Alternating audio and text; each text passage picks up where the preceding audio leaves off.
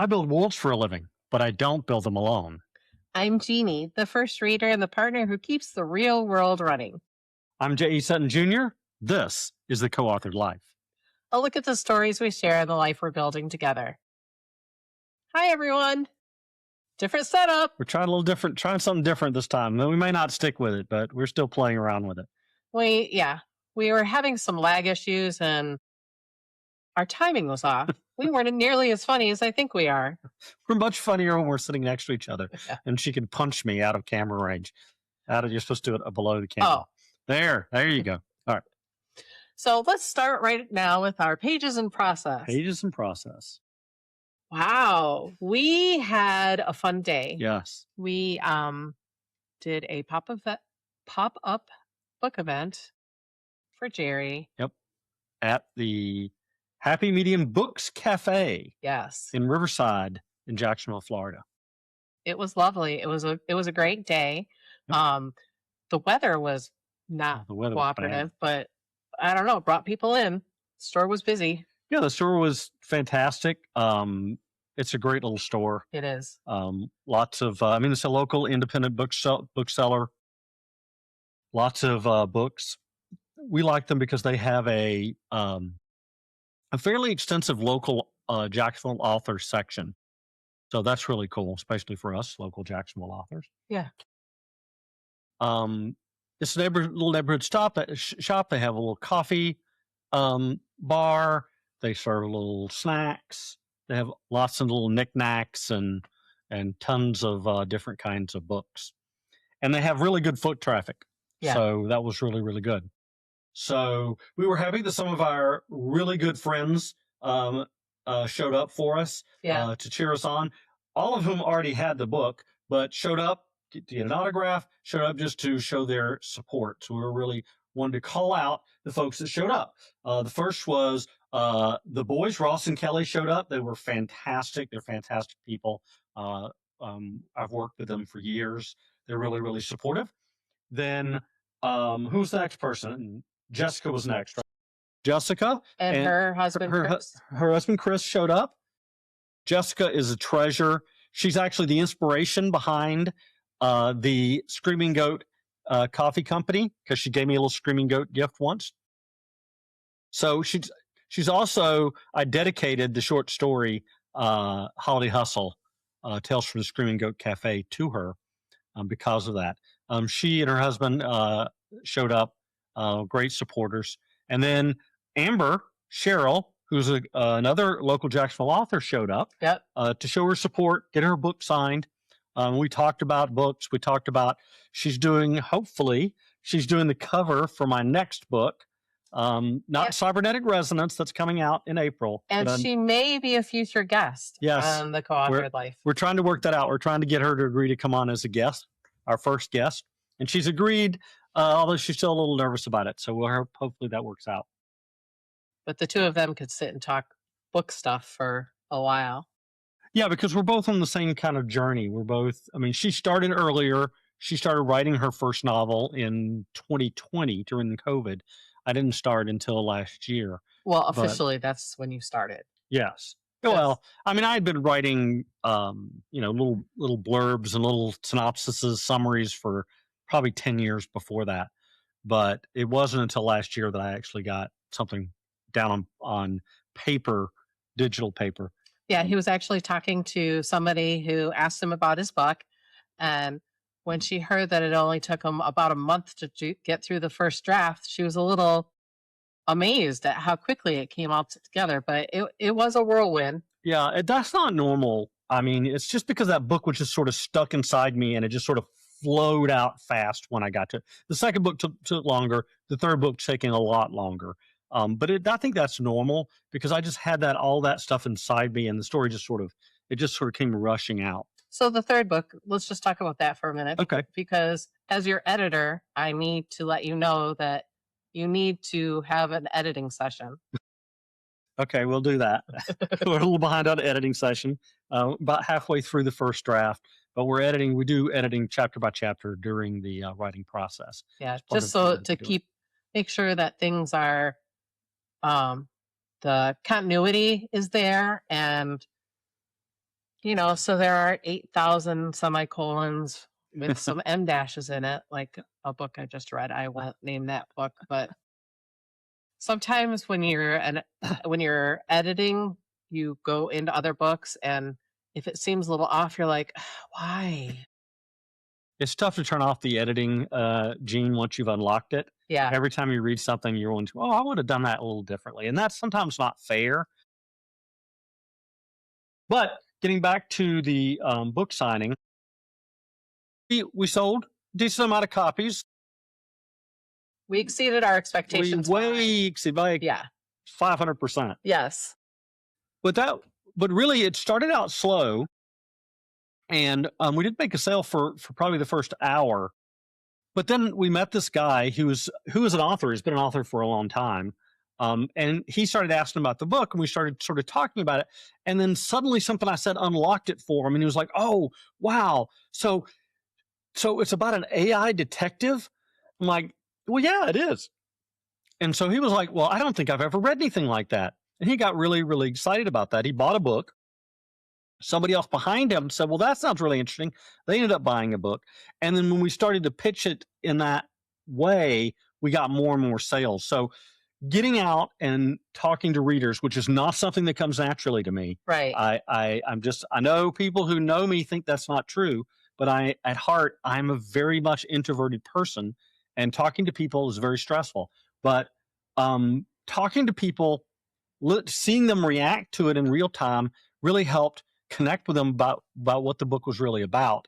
And this combination of Alan, the human analyst slash investigator, and Layla, who's this very high tech detective, really talked to him. Yeah. So that was good. Yeah. And other people, once we started talking about it to somebody, later, that young woman came up to you and she goes, this isn't for me, this is for my friend. Yeah, she bought it for her sister. Oh, it's her sister. Yeah. She's like, this is totally her, up in her wheelhouse. Right. So, but you were talking about it to that other young man who, and as patrons and some of the shop folks started to talk about it, it really started to kind of take off. And honestly, it was kind of sad that it was the end of our time there. We were there for 3 hours because it was really getting hot. Yeah. At that moment, but it was a long morning. Yeah. And we were starving. We had to go get some lunch, and we had agreed to do it for just the 3 hours. So right. I really want to do it again. We'll announce when the next pop-up is, as soon as we get something. Yeah. And we're gonna look at some other locations. We're thinking about maybe doing a little bookstore tour in Northeast Florida to see what's available.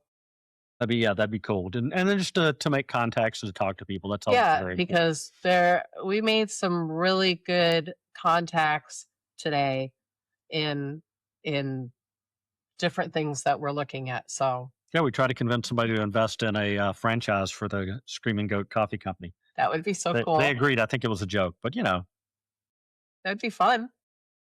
I don't know that I couldn't be a barista. No, but I could chat with people. We could chat with people. I could write in the corner. Yeah. Could put a little sign that flash red, writing in session, do not disturb. Okay. Do some TikTok lives while you're writing. Yep, we could do that. Okay, cool. So that was our pop-up event. Great success. In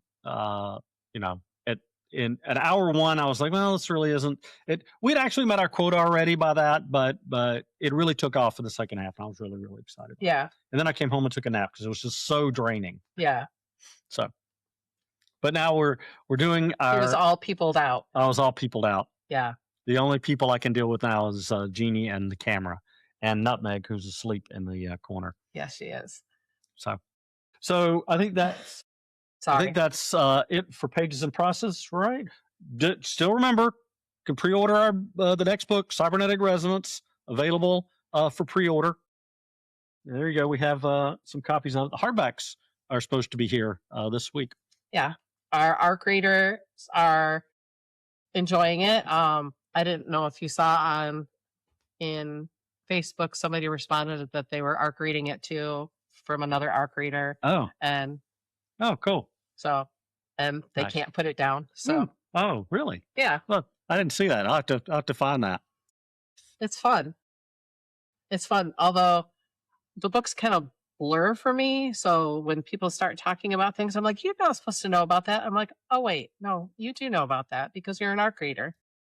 All right, because they talked about one of the characters Yeah. in the book. Yeah. Okay, so our next topic is the Analog Book Club. Brought to you by Orion Chimera. Drive with intelligence. I'm just kidding. We have no sponsors. We have no sponsors. We're going to make up sponsors until we get real sponsors. Right. So. But if you know about the Orion Chimera, you know it's the EV that Alan Harrison drives. Yep. And sometimes Layla. Layla sometimes drives it as well. Yeah. What are you reading? I'm reading the same book, Project Hail Mary, and the Pachinko on audiobook. But yeah, it's been, well, I've been sick and that's holding it back. And Pachinko is like an 18-hour audiobook. Oh, wow. Yeah, it's really good though. And Project Hail Mary is I can't put this down, but at 3 a.m, I have to put it down. It reminds me of one of our arc readers that said she was reading my book, but she was reading it late at night and she would fall asleep and it hit her husband in the face. That's awesome. That's totally awesome. So what am I reading? I am reading, I finished Hard 8 by Janet Ivanovich. Good Stephanie Plum novel.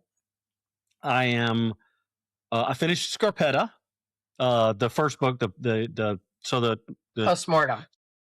Series was based on 2 books, Postmortem, which I just finished, and Autopsy, which I am currently reading.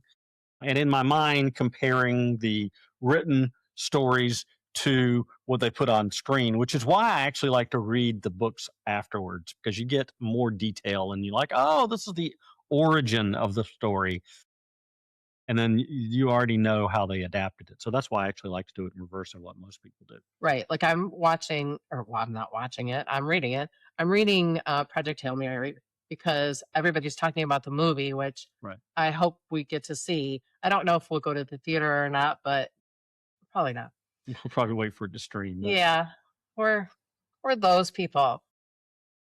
So I'm also reading Ian Fleming's Thunderball.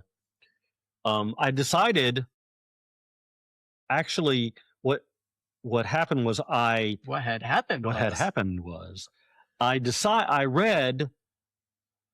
The Spy Who Loved Me. Yeah. Ian Fleming's The Spy Who Loved Me is a completely different type of James Bond novel. If you're not familiar with Ian Fleming, he wrote the James Bond novels.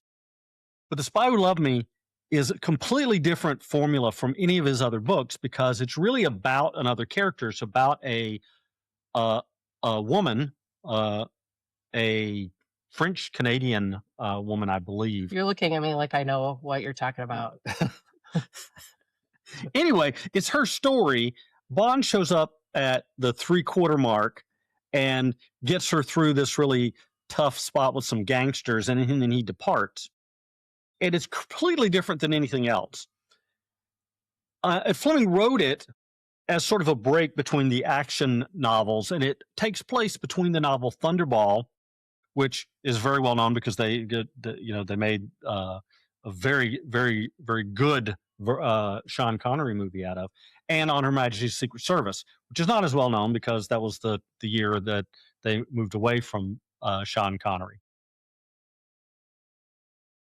But so what I've decided to do is read those books in order. So I'm going to read Thunderball, then I'm going to read on Her Majesty's Secret Service, and then You Only Live Twice, which is the Blofeld trilogy. So that's your little quest? That's my little book quest right now. And the reason why it came up is because it's kind of what I'm doing today with my third book, which is a bit of departure from, I wrote 2 breakneck-paced books in the Alan Harrison and Layla series. This next book is going to be the same universe, but from a different character's sort of perspective. and it's not the same style. It's a little bit more. Yeah, we've talked about it. It's grittier. It's grittier. It's a little more. It's not. I hate to use the word adult, but it's more mature. It's more. Yeah. Whereas the Alan and Layla series is much more action oriented.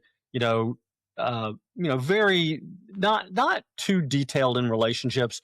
Whereas the book I'm writing now is a little bit heavier into character development, a little bit heavier into the emotional character aspect. And it's a little bit slower story. It's still the same type of story. It's still a techno thriller. It's really at heart a detective story with technology in place. We'll talk more about that again after the release of Cybernetic Resonance. But it's a little bit of a departure. And so that sort of theme in Ian Fleming's writing sort of appealed to me. And I decided, hey, I want to, read how he wrote those 4 novels to just sort of see how it feels with my experience. Now, Ian Fleming ended up hating The Spy Who Loved Me. And in fact, when he sold the movie rights, he only sold the rights to the title. He wouldn't let them use anything in the book. So, because he really didn't like the way. So you don't like your third book? No, I love my third book so far. I do not think it's a bad book at all. And honestly, I think Fleming misjudged his book because I think while it's not the same style of book, it's a very good story. I think it's nice. I mean, I don't think every book needs to be the same. We had that conversation last week, right? Yeah. You don't always have to be exactly the same. How boring. How boring it is boring. Would that be, right? Yeah. So nobody wants gruel every day. I'm not saying that the books we're reading are gruel. Sorry, people. That's not what I'm saying.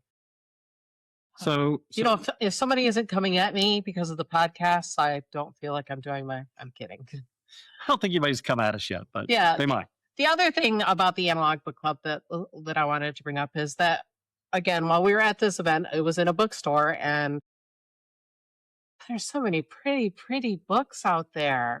And we are not physical book people. One, we just don't have the space. And I'm not a collector of books. No. I'm not saying there's nothing wrong with that. Plenty of people are, and they love that sort of thing. They have beautiful bookcases, and I just don't do that. I'm very much a reader of books. And so once I've read a book, unless I'm going to reread it, which I only do a few times a year, something I've read in the past, I'm really not somebody who needs the books out so I can, touch them and see them. But it's hard not to appreciate some of the art forms that people have done with books. Yeah, the sprayed pages, or is that right? Sprayed pages. Sprayed pages. Yep. Those are beautiful. I don't know what we would do with his books. I don't really think they're spray page kind of things. But I saw this book today. I'm just tooling around while he's sitting there chatting with people, and it caught my attention. I'm like, oh, what's this? And I'm like, oh, this is really cute. And then, of course, I looked at the book, and then I'm reading the back cover, and I'm like, another book to my TBR. Yeah.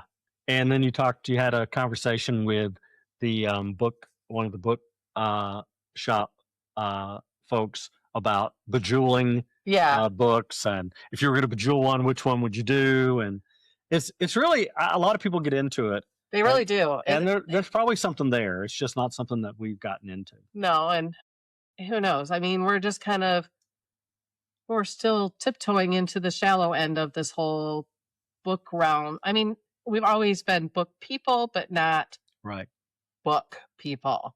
Right. So yeah. But that wasn't. I could bejewel the cat in the woods. Those blue eyes. And spray the edges, the eerie little cats. Yeah. Although her cover is beautiful. It is beautiful. She actually sent Amber. We're talking about Amber Sherrill now, the author of The Cat in the Woods, and she sent a new concept today for the cover of my third book, and it's really, really kind of exciting. She's going to paint it now. Something inspired her today. I don't know if it was. It was me. It was me poking her with a stick at the book pop up. When am I going to have another version of this? Because I really love the version that she sent me. The first version I loved, but she wasn't all that excited about it. So she's got a new design, and she's going to paint it now, and we're going to see how it turns out. But I'm really excited about Yeah. So that is the Analog Book Club, the Analog brought Book to you Club. by Orion Chimera. Orion Chimera.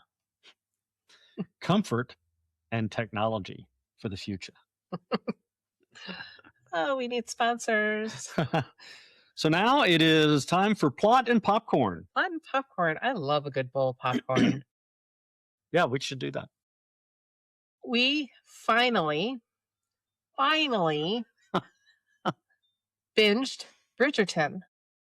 Including 3 episodes last night. Yeah, we did. Because that's how I roll. That's not really how he likes to roll.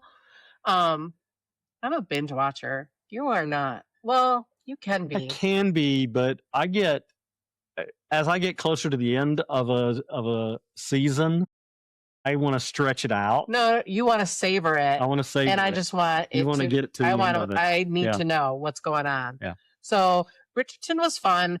There are Eloise is my favorite.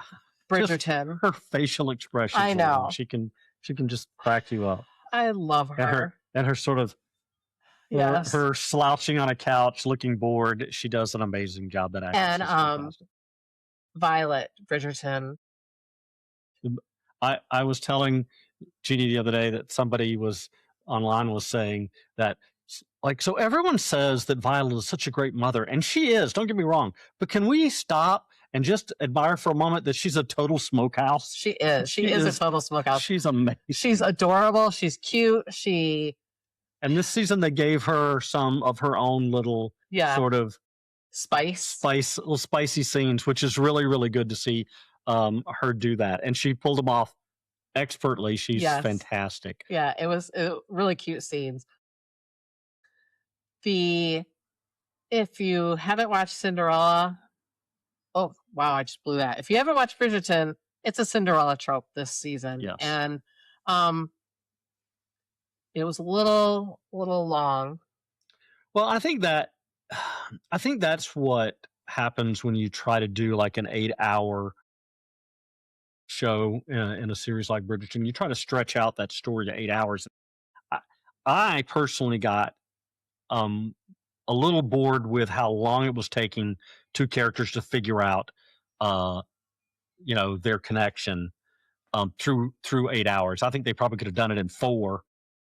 And really the whole story can be told in the last 2 to 3 episodes. Yeah. That's where it really comes together.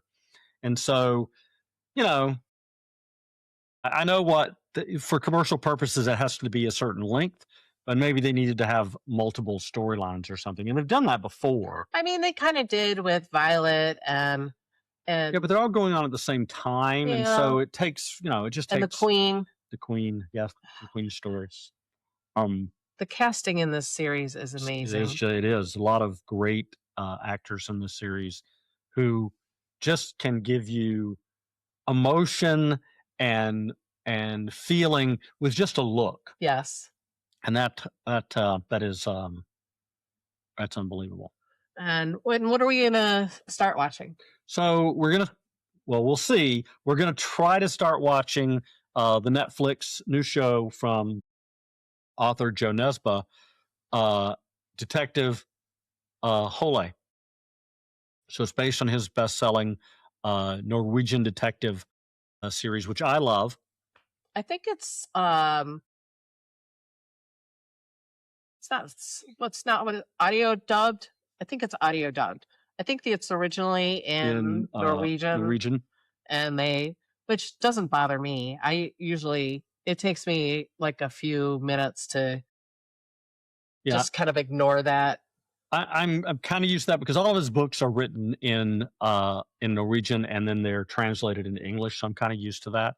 I love his detective story. I've read probably 6 or 7 of them. And that's the audiobook we listened to was one of his books. Yeah, it wasn't last week. Yeah, it wasn't a Hule. Wasn't a Hule. Hari Hule. I'm going to pronounce that right. Hari. Hule. Hari. Yep. Harry. Hari.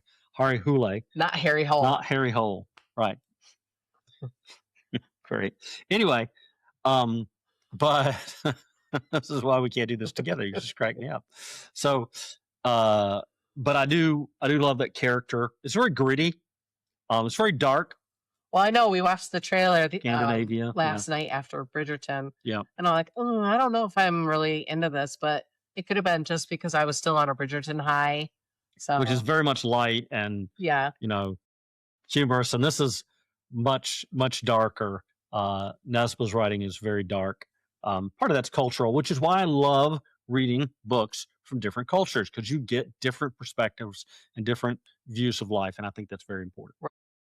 So, the Bridgerton, for example, and I've only read like maybe a few chapters out of one of the books. I haven't read any of the books, but I mean that's a certain style of writing.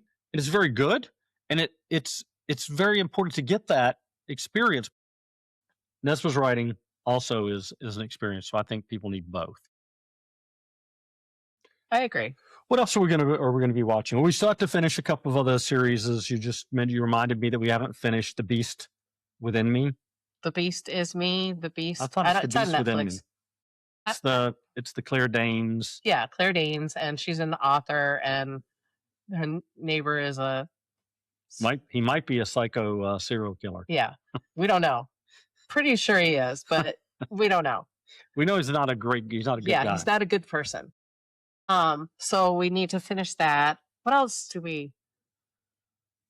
Well, we're still watching Saint Dennis. Still watching Saint Dennis. It's fun. It's cute. It's hilarious. I don't know what else is coming out that we're wanting to see. The next Wicked movie we'll probably watch sometime. It's already out on streaming, right? Yeah, it's already out on streaming. It's probably not. I don't know. I will watch it. Yeah. The first one was okay. First one was good. Yeah. Ish. We'll definitely watch. It's very different than. I mean, I enjoyed the musical when we saw it on stage. Yeah. So. Yeah. No, we also. I was looking at maybe. We talked about maybe going back to you. Yeah. In the fall and getting tickets to the Broadway play. So. Yeah. That would be very cool. I would enjoy that. You know who sent me an email about buying tickets for a Broadway play? Who? Hamilton. Really? Yeah. I would see that for a third time. Yeah, you too. In New York. Ooh. Yeah. So we'll have to. We'll talk. We'll talk offline. Cool. Plot and popcorn. It's getting thick in here. The plot is thickening. What else are we watching? Are we watching anything else? I don't think so. We still need to finish Starfleet Academy, though. It's really not that good. Yeah, and we just found out that they canceled it after season 2. That tracks. I really just don't. First of all, I don't. The only good thing about the Discovery timeline is that it gave us Strange New Worlds and possibly a new original series. Oh yeah, with Kirk. With Kirk and Spock, possibly year 1. We haven't even gotten to Tilly yet. Oh, that's right. We haven't even seen. She hasn't even showed up yet. Yeah. Well, because she was supposed to be such a big part of that, and then she ended up not being a big part of it. I know, which is kind of a letdown. Right, because she was one of our favorite characters on Discovery. Probably the favorite character on Discovery. Yeah. For us. So Discovery, not my favorite Star series. Trek, no. Star Trek series. I mean, I don't. The timeline doesn't, especially when after they jump forward. The timeline after the burn. The timeline never worked for me. But here's his problem with Discovery. They take advantage of the code black, where they can transport instantly from one universe, but not one universe, but one quadrant to another, like that. And it shortens all of the dialogue time.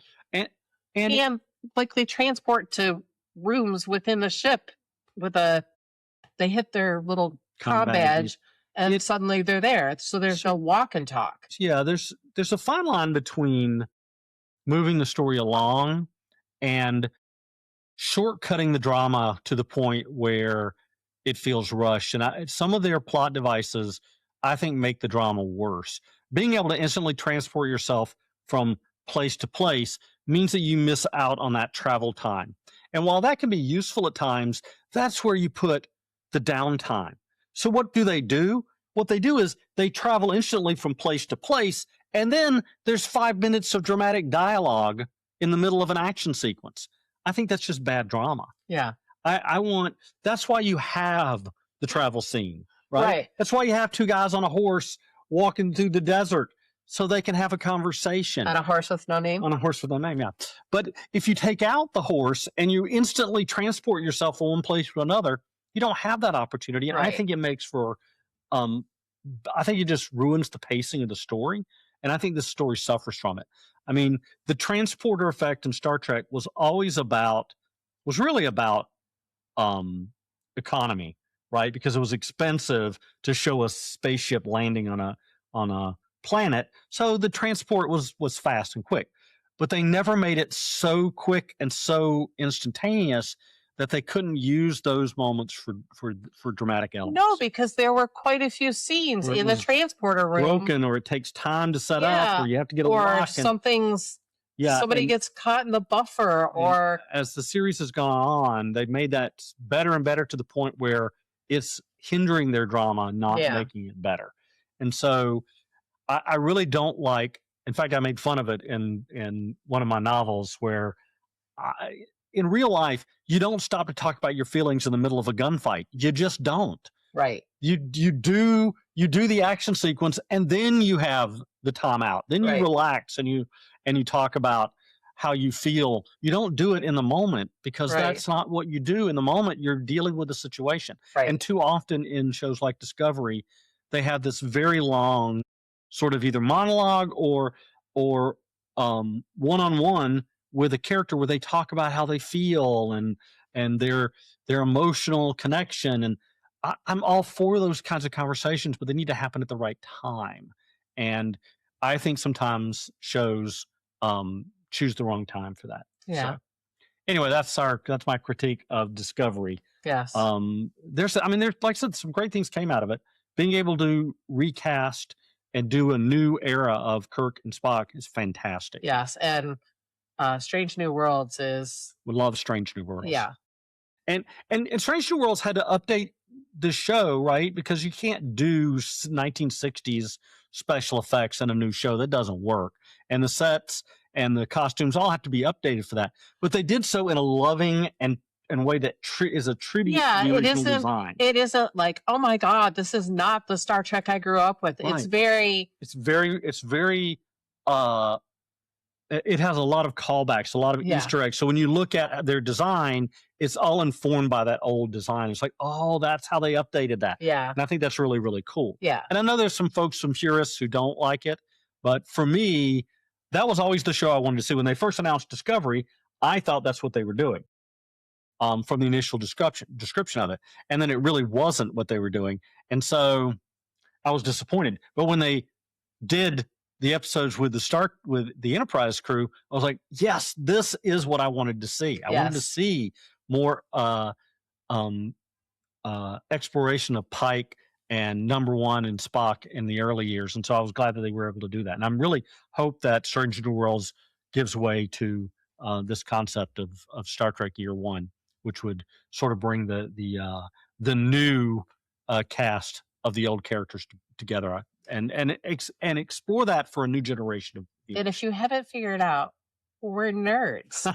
We are definitely Star Trek nerds. That's for sure. Of course, we love Star Wars too. We love. What's the difference? Oh, they get cranky when you mix them up. There's absolutely no difference. Love the Big Bang Theory too. Is where that comes from. So yeah, that I think that pretty much covers plot and popcorn. We should do this segment with popcorn. I'm for that. Next time we'll do some popcorn. Speaking of popcorn, what's for dinner? What's for dinner? Well, why don't we talk about what's not for dinner? What's not for dinner is the wrong order from Uber Eats. This segment is not sponsored by Uber Eats.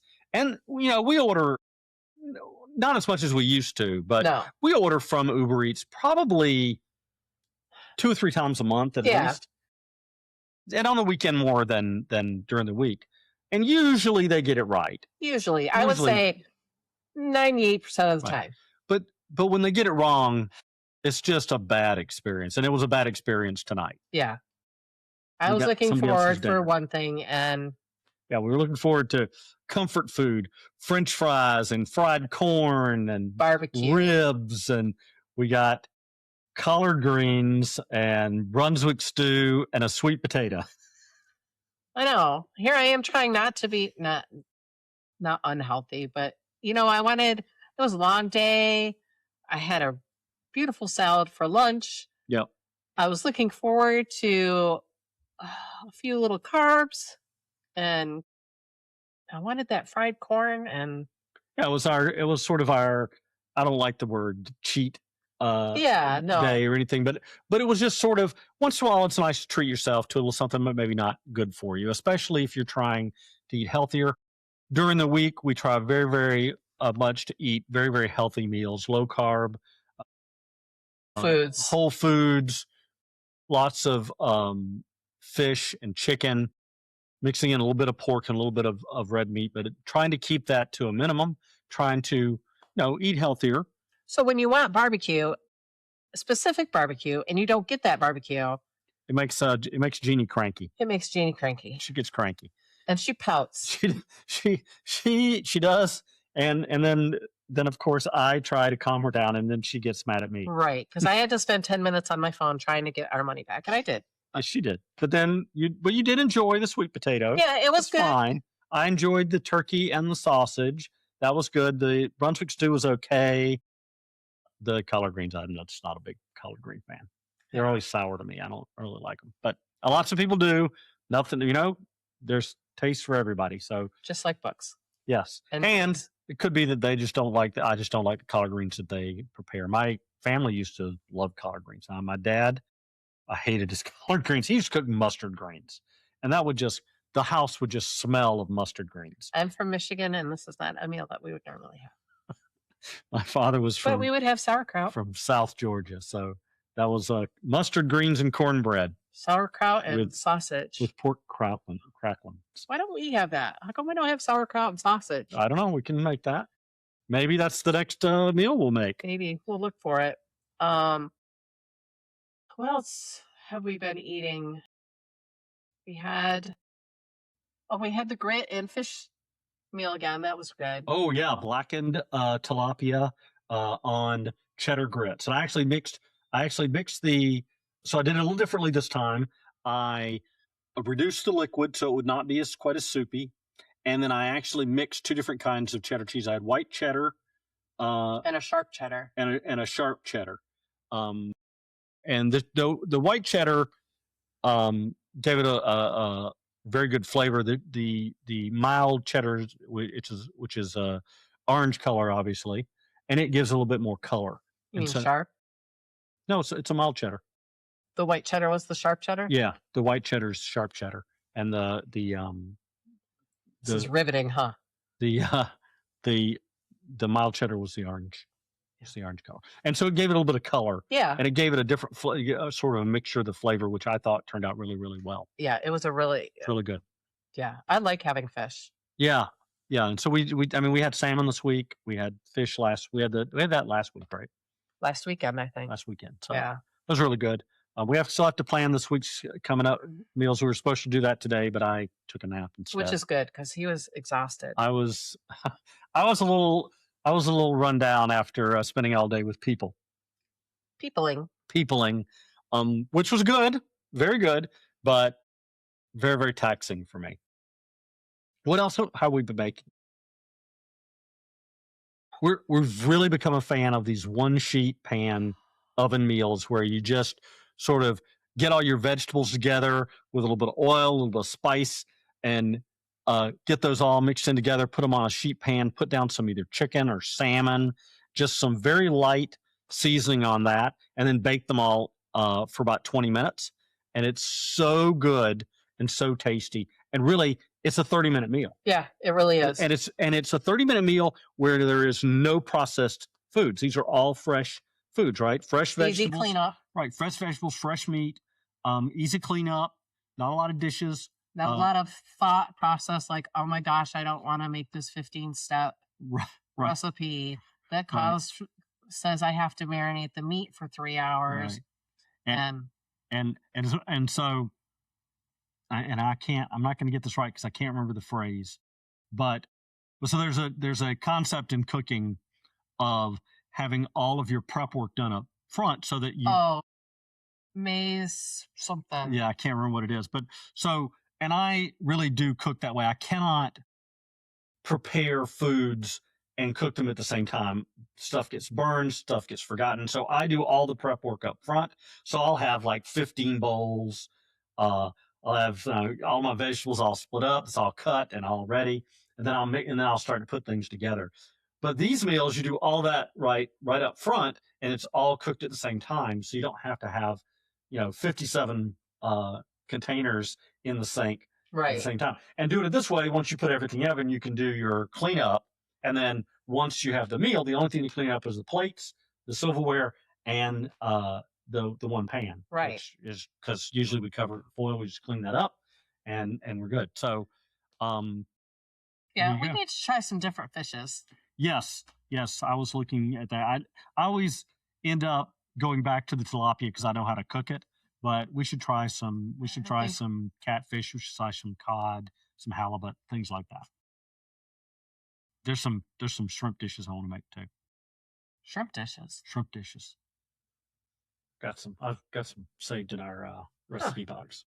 Well, we did that shrimp organa. All you're saying this, and all I can hear is organa. Leia organa. This is a shrimp dish from Alderaan. Yes. Well, no, not anymore. Well, that would be a rare dish now. Yeah, it would be. Since it's no longer around. Yep. Nerds. Again. So yeah, we need more fish. We need more other way.